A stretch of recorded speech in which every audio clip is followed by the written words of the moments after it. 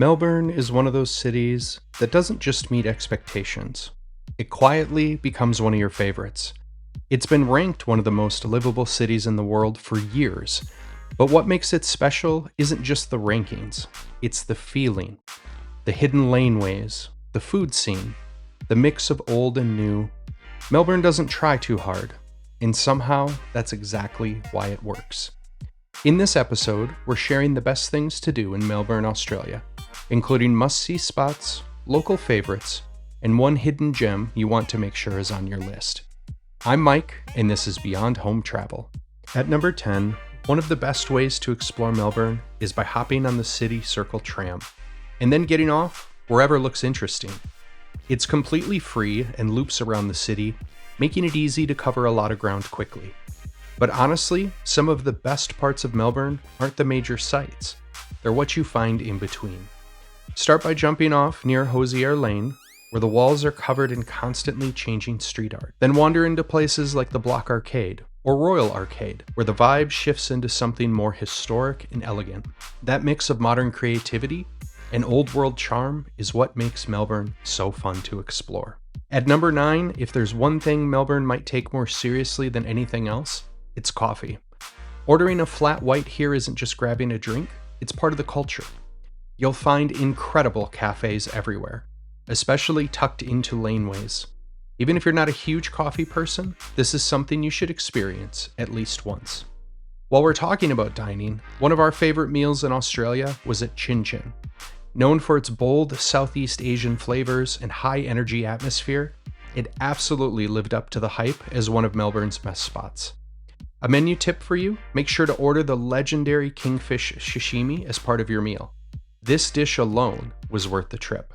At number 8, to get a truly local experience, head to Queen Victoria Market, the largest open-air market in the Southern Hemisphere. This place has been around for over a century, and it's one of the best spots to try local food, grab fresh produce, or just wander and look at local arts and crafts on display. The top food that locals all told us to make room for? American Donut Kitchen, operating since 1950. Home to Melbourne's iconic hot jam donut, no trip to the market is complete without it. At number 7, when you need a break from the city, head to the Royal Botanic Gardens, Melbourne. Founded in 1846, it covers 94 acres while displaying almost 50,000 different plants. Also nearby is the Shrine of Remembrance, a national memorial honoring the service and sacrifice of Australians in war and peacekeeping. It's one of Melbourne's most important landmarks, while offering breathtaking vistas of the city. Not far from there at number 6 is the Melbourne Cricket Ground, or the MCG. Even if you're not a huge sports fan, this place is worth seeing. It's one of the most famous stadiums in the world and a huge part of Melbourne's identity. If there's a cricket match or an Aussie rules football game on while you're in town, it's absolutely worth experiencing. The city itself is sports mad, and the game day atmosphere is on another level.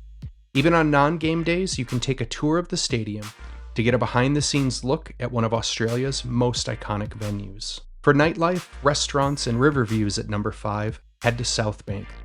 This area includes Malthouse Theatre and the state-of-the-art Melbourne Recital Centre, which hosts classical concerts.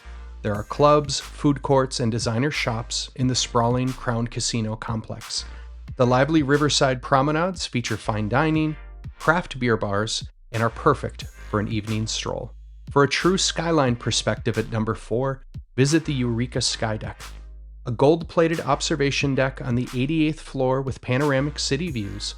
Try to time it out to arrive so you're there for sunset, so you'll get the city in both daylight and night.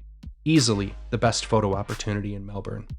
While you're there, purchase a postcard to mail from the letterbox on the deck, recognized as the highest in Australia. If you want a completely different vibe at number 3, head to St. Kilda. You'll find palm-lined streets, beaches, windsurfers, and even Luna Park, Melbourne. Luna Park's eye-catching rides are reminders of the strip's past as a glitzy resort. Old European cake shops can be found on Auckland and Carlisle streets. It's one of the best ways to see a more relaxed side of the city. And while you're in St. Kilda, at number 2, here's something a lot of people don't realize. As night falls over the bay, you can witness St. Kilda's little penguins making their way home to burrows nestled along the rocks of the breakwater. It's a bit of a hidden gem and one of the most unique wildlife experiences you can have this close to a major city.